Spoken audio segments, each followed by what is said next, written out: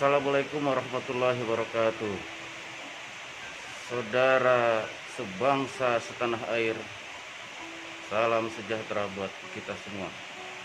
Hari ini 92 tahun yang lalu telah terjadi momentum penting bagi perjalanan sejarah bangsa, di mana pada saat itu telah terjadi momentum yang kemudian kita peringati sebagai Hari Sumpah Pemuda. Hari Sumpah Pemuda yang diprakarsai oleh pemuda-pemuda Indonesia yang kemudian menyatakan kebulatan tekadnya bertanah air satu, berbangsa satu, dan berbahasa satu, bahasa Indonesia. Kesadaran inilah yang kemudian menginspirasi untuk menyatakan diri kemudian yang terjadi pada 18 Agustus 1945, mendeklarasikan diri kemerdekaan Republik Indonesia. Oleh karena itu, momentum inilah sampai sekarang diperingati sebagai kesadaran cinta tanah air, cinta bangsa, dan senantiasa untuk terus menjadi komitmen kita, komitmen kebangsaan, komitmen keindonesiaan, komitmen lainnya. Maka komitmen inilah yang harus terkristalisasi dalam konteks aktivitas kekinian dalam bentuk karya nyata yang berguna untuk bangsa. Aktivitas apapun yang penting ada manfaatnya untuk bangsa dan umat manusia. Saudaraku sebangsa dan setanah air, oleh karenanya dalam konten video kali ini saya ingin menghadirkan aktivis muda, akademisi muda yang pernah menjadi anggota komisioner KPU Pusat dan sekarang menjadi dosen FISIP di Universitas Pajajaran.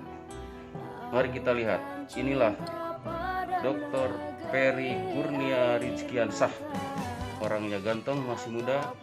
Yuk kita simak bareng-bareng. Assalamualaikum warahmatullahi wabarakatuh. Tanggung jawaban pribadi ahli, kita sudah bisa merekrut teman-teman alumni HMI untuk bergabung sebagai penyelenggara. Itu luar biasa, baik itu KPU ataupun Bawaslu.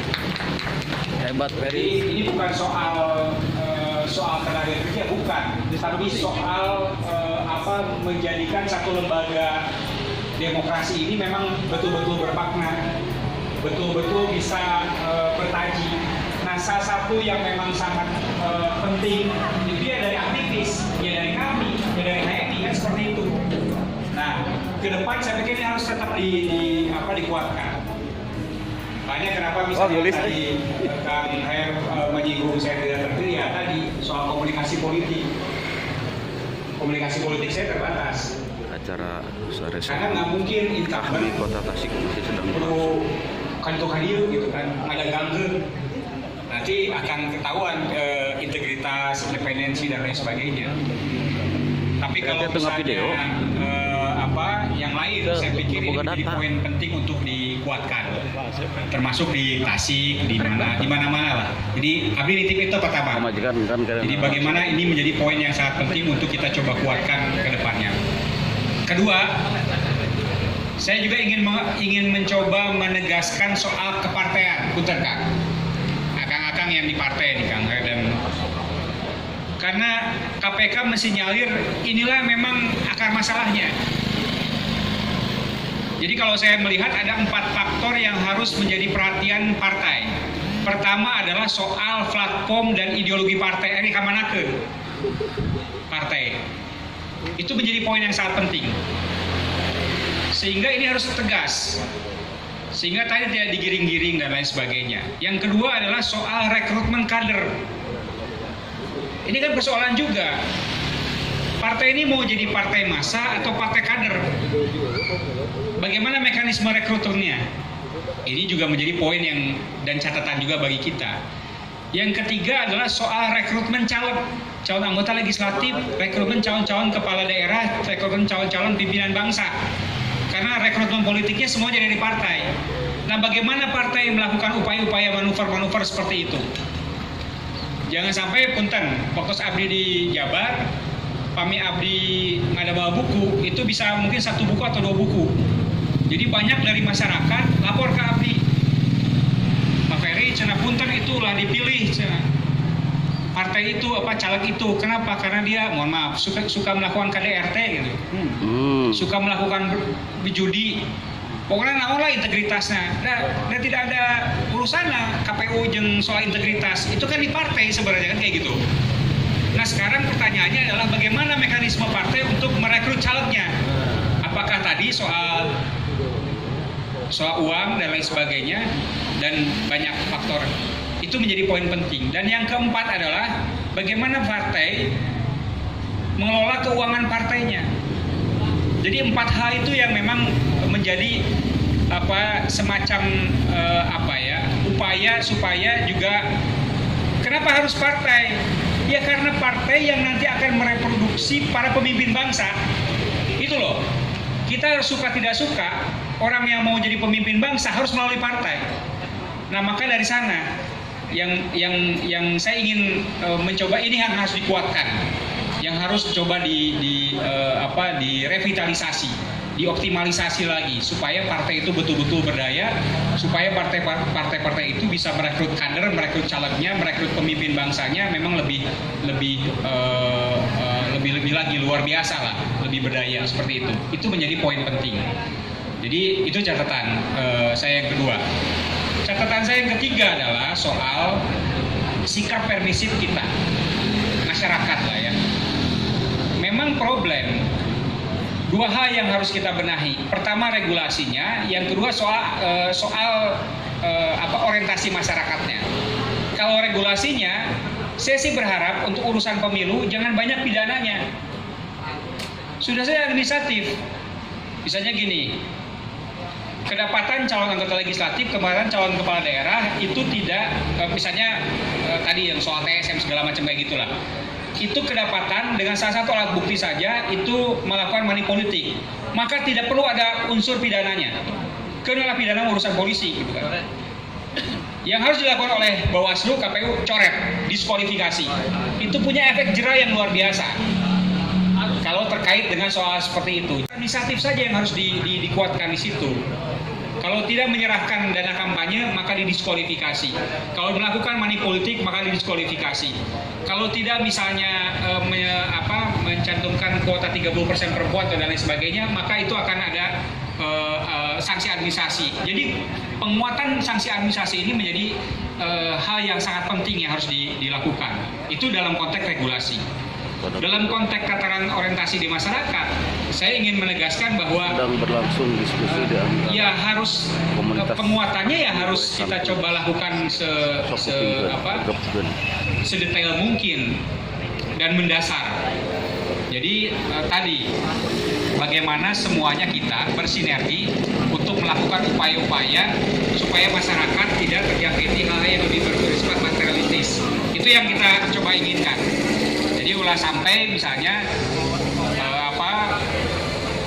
rakyat ya terlihat bobokan dengan urusan-urusan materialistis tadi. Jadi kalau nggak ada uang, ya pilihan lain soal kan. Itu kan problem. Nah kalau misalnya itu terus-menerus, itu akan kedepannya akan menjadi problem bangsa. Tapi kalau ini diputus mata rantainya, ini akan menjadi sesuatu yang memang bisa verifikasi lain. Dan pertanyaannya apakah ini akan kita upayakan atau akan dipelihara terus, kan seperti itu. Karena bisa jadi, mohon maaf, Ada juga yang ingin memelihara kondisi seperti ini. Ada juga yang ingin memelihara kondisi masyarakat kita yang, mohon maaf, punten Di ya, sebelah saya misalnya Ketua Partai tidak Nasdem paham soal Kota politik, Tasikmalaya.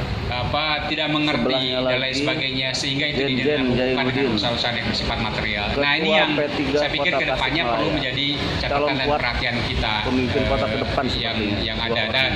nah, kerisauan-kerisauan di Goes Eta di Kahmi Tasik ini harus teraplikasikan dengan lebih real. Makanya tadi saya di awal menawarkan, yuk kita melakukan format pendidikan politik. Seperti apa format pendidikan politiknya? Saya pikir sangat banyak. Walaupun tokoh-tokoh kami di sini adalah tokoh-tokoh partai, misalnya kan tidak menjadi problem. Kalau urusan nanti daya tarik mah itu kan tergantung nanti kan seperti itu. Ini yang harus kita coba sama-sama bedah. Bagaimana upaya-upaya kita melakukan orientasi pendidikan politik buat masyarakat, sehingga orientasinya bergeser dari orientasi materialistis ke orientasi yang memang lebih Diskusinya prinsipil, di alam lebih prinsipal terbuka. yang dia bisa kuatkan. Alam terbuka karena Saya mau sekretariat saya mau Kami milih, Kota Tasik. atau saya mau milih IET karena memang faktor Setengah ini, jadi. bukan karena faktor 100.000, 200.000, Indomie atau kaos dan lain sebagainya. Ini yang memang perlu kita coba geser ke sana. Itu tidak mudah, susah memang, karena ini orientasi budaya. Jadi kita harus betul-betul merevolusi budaya atau mental kita yang sudah seperti ini. Tapi saya meyakini kalau ini terus-menerus kita lakukan, Kapayuna akan menjadi lebih baik. Nah, peran Kiai Amin dan reng-rengan dan yang lainnya ini yang harus dikedepankan terus-menerus supaya ruh masyarakat itu bisa nampak menjadi semangat yang memang kita upayakan ke depan dengan lebih baik. Saya pikir itu catatan saya yang agak sedikit normatif, tapi Jawaban dari ya itulah yang perlu kita coba Dr. kuatkan Ferry dalam Kurnia Rizky. keseharian kita supaya kita ada hal-hal yang memang kita bisa lakukan. Bahwa kemudian misalnya saya keseharian bisa paham segala macamnya, ya bisa. Misalnya